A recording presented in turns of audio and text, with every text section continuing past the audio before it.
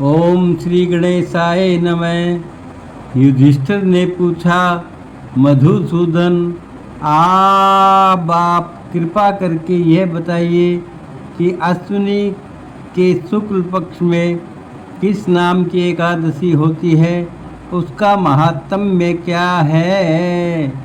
भगवान श्री कृष्ण बोले, राजन, अश्विनी के शुक्ल पक्ष में जो एकादशी होती है वह पापाकुसा के नाम से विख्यात है। वह सब पापों को हरने वाली है, स्वर्ग और मोक्ष प्रदान करने वाली है, शरीर को निरोग बनाने वाली तथा सुंदर स्त्री, धन तथा मित्र देने वाली है। यदि अन्य कार्य के प्रसंग से भी मनुष्य इस एकमात्र एकादशी को उपवास कर ले तो उसे कभी यम यातना नहीं प्राप्त होती।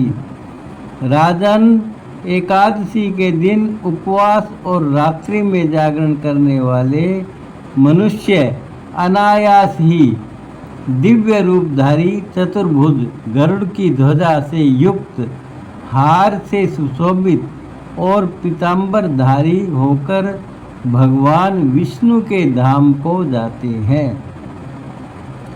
राजेंद्र, ऐसे पुरुष मातृपक्ष की 10, पितृपक्ष की 10 तथा पत्नी पक्ष की भी 10 पीढ़ियों का उद्धार कर देते हैं। उस दिन संपूर्ण मनोरथ की प्राप्ति के लिए मुझ वासुदेव का पूजन करना चाहिए। जितेंद्रिय मुनि चिरकाल तक कठोर तपस्या करके जिस फल को प्राप्त करता है वह फल उस दिन भगवान गरुड़ ध्वज को प्रणाम करने से ही मिल जाता है। जो पुरुष स्वर्ण, तिल, भूमि, गो, अन्न, जल, जूते और छाते का दान करता है वह कभी यमराज को नहीं देखता। नृपश्रेष्ठ दरिद्र पुरुष को भी चाहिए कि वह स्नान, जप, ध्यान आदि करने के बाद यथाशक्ति होम, यज्ञ तथा दान वगैरह करके अपने प्रत्येक दिन को सफल बनाए। जो होम, स्नान, जप, ध्यान और यज्ञ आदि पुण्य कर्म करने वाले हैं उन्हें भयंकर यम यातना नहीं देखनी पड़ती। लोक में जो मानव दीर्घायु, धनाढ्य, कुलीन और निरोग देखे जाते हैं वे पहले के पुण्य आत्मा हैं। पुण्यकर्ता पुरुष ऐसे ही देखे जाते हैं। इस विषय में अधिक कहने से क्या लाभ। मनुष्य पाप से दुर्गति में पड़ते हैं और धर्म से स्वर्ग में जाते हैं।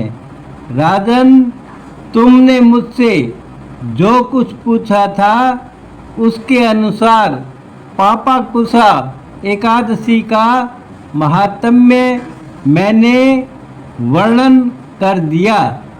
अब और क्या सुनना चाहते हो। इस प्रकार भगवान कृष्ण ने युधिष्ठिर को अश्विनी मास के पापाकुसा एकादशी का वृतांत कह सुनाया। इस व्रत को करने से सभी पापों से व्यक्ति मुक्त हो जाता है।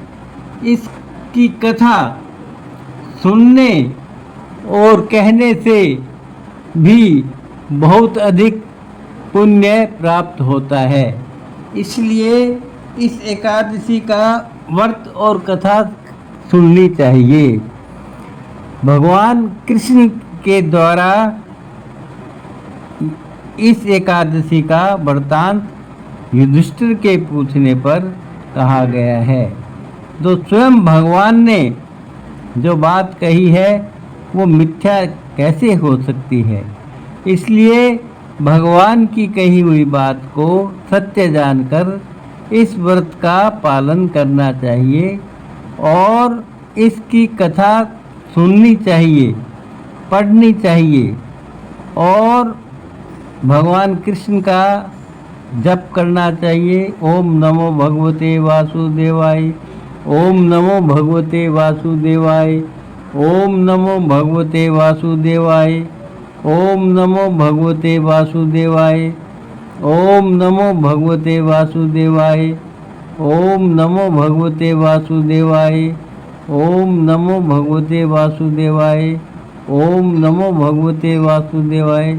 और इस एकादशी के रात्रि को जागरण करना चाहिए, भगवान के भजन करने चाहिए, जिससे और अधिक पुण्य प्राप्त होगा। यथोचित दान भी करना चाहिए, उससे और अधिक पुण्य प्राप्त होगा। और भगवान कृष्ण का नाम जपते रहना चाहिए, निर्मल मन से भगवान का नाम जपना चाहिए। किसी प्रकार के मन में कामनाएं नहीं होनी चाहिए। सब प्रकार से कामना रहित होकर के निर्मल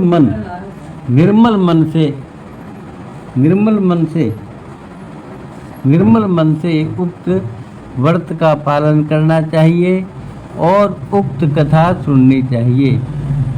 ये अश्विनी मास की पितृपक्ष की एकादशी है, श्राद्धों में आने वाली एकादशी है। इसका पुण्य जो है सहस्त्र गुना होता है, इसलिए इस एकादशी को इसकी कथा अवश्य सुननी चाहिए और कथा सुननी चाहिए, पढ़नी चाहिए और रात्रि को जागरण करना चाहिए।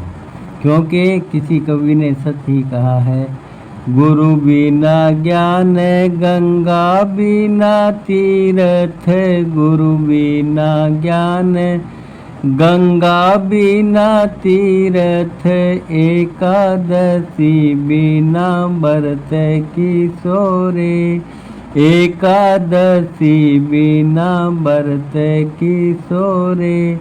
मन वृंदावन जाय बसोरे, मन वृंदावन जाय बसोरे।